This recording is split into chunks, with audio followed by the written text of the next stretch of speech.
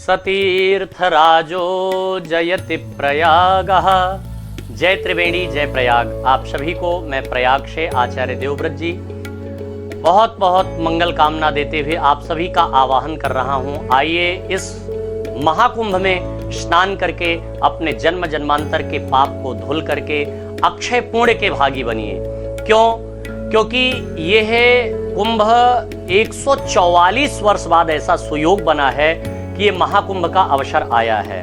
प्रत्येक 12 वर्ष में महाकुंभ आता है, लेकिन इस बार 144 वर्ष बाद ऐसा सुयोग बना है कि ये दिव्य महाकुंभ की वो पावन घड़ी आ रही है जो इससे पहले 144 वर्ष पहले ऐसा सुयोग, ऐसी घड़ी बनी थी। कुंभ लगता क्यों है? जब देवासुर संग्राम हुआ, जब समुद्र मंथन हुआ और जब उससे अमृत निकला, तो जब अमृत के लिए युद्ध छिड़ा, उस समय युद्ध 12 दिन तक चला।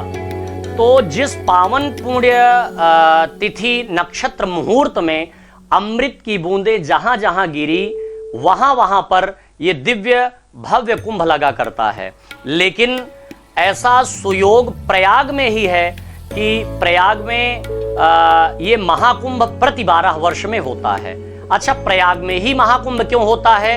क्योंकि 12 वर्ष में ये लगता है और एक प्रयाग ही ऐसा है जो वहां पर 12 माधव स्थित हैं, 12 माधव हैं, वेणी माधव हैं। और पुराणों में ऐसा वर्णन आता है 12 ज्योतिर्लिंग हैं।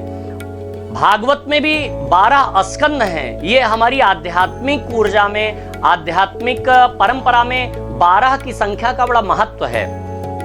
12 माधव, 12 ज्योतिर्लिंग, भागवत में 12 स्कंद, ऐसे तमाम उदाहरण भरे पड़े हैं। तो ये दिव्य भव्य महाकुंभ में स्नान करने से आप अक्षय पुण्य के भागी बन जाते हैं और भगवान के साक्षात धाम का वास मिलता है।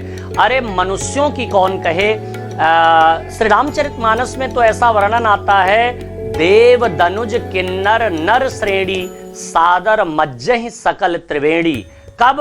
माघ मकर गत रवि जब होई, तीर्थ पति ही आव सब कोई। सारे तीर्थ ही नहीं अपितु स्वर्गादि लोकों से देवता ही नहीं अपितु दानव, किन्नर, नर श्रेणी में आकर के त्रिवेणी में स्नान करते हैं और अक्षय पुण्य के भागी बनते हैं। इसीलिए तो यहाँ अक्षय वट विराजमान है, अक्षय वट विद्यमान है। और इस बार तो अक्षय वट का सीधे दर्शन भी आप कर पाएंगे, क्योंकि अब की बार मोदी जी ने बड़ा सुंदर कॉरिडोर निर्माण करके और अक्षय वट का दर्शन करने का बड़ा सुंदर सुगम सुलभ रास्ता बना दिया है। आप सब आइए प्रयाग, स्नान कीजिए और दर्शन कीजिए 12 माधव का, संगम का, लेटे हनुमान जी महाराज का। हनुमान जी का वर्णन अयोध्या में जो मिलता है वो बैठे हुए हनुमान जी हैं, नैमिषारण्य में हनुमान जी खड़े हुए हैं, लेकिन हमारे प्रयाग में हनुमान जी लेटे हुए हैं। जिनको सुख, शांति, समृद्धि, यश, धर्म, अर्थ, काम, मोक्ष चाहिए, वो आइए प्रयाग और अपने मन इच्छित फल को लेकर के प्रयाग से जाइए, क्योंकि यहाँ पर इच्छित फल मिलता है। 4 पदार्थ भरा भंडारू, ऐसा प्रयाग के लिए कहा गया है रामचरितमानस में।